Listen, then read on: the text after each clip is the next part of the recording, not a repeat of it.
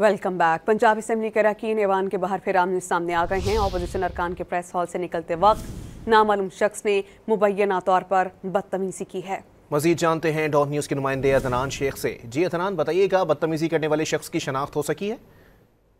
जी बिल्कुल। पंजाब असेंबली के अंदर जो लड़ाई झगड़ा हुआ था उसके बाद अपोजिशन अरकान पंजाब असेंबली मीडिया गैलरी में टॉक के लिए आ रहे थे। तो इस मौके पर जब वो उन्होंने टॉक की तो इस मौके पर जो है वो अपोजिशन अरकान अहमद मुस्तफा, खालिद इसहाक डोगर और उसामा असगर अली गुजर जो है वो निकल रहे थे कि पंजाब असेंबली मीडिया गैलरी के बिल्कुल बाहर एक नामालूम अफसर था। उसने उन्हें जो अपोजिशन अरकान थे उनको जो है वो टकराए हैं और टकराने के बाद जो है वो गाली गलौज का सिलसिला शुरू हो गया है।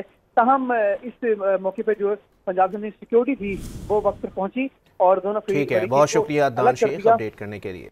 Welcome back. पंजाब असेंबली के अरकान ऐवान के बाहर फिर आमने सामने आ गए हैं। ऑपोजिशन अरकान के प्रेस हॉल से निकलते वक्त नामालूम शख्स ने मुबैना तौर पर बदतमीजी की है। मजीद जानते हैं डॉट न्यूज़ के नुमाइंदे अदनान शेख से। जी अदनान, बताइएगा, बदतमीजी करने वाले शख्स की शनाख्त हो सकी है?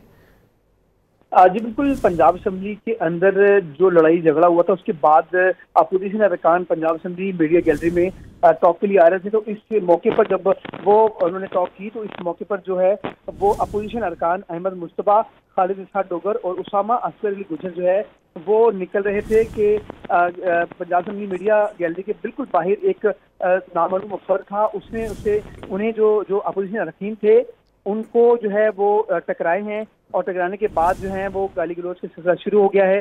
ताहम इस मौके पर जो पंजाब में सिक्योरिटी थी वो वक्त पर पहुंची और दोनों ठीक है, बहुत शुक्रिया अदनान शेख अपडेट करने के लिए।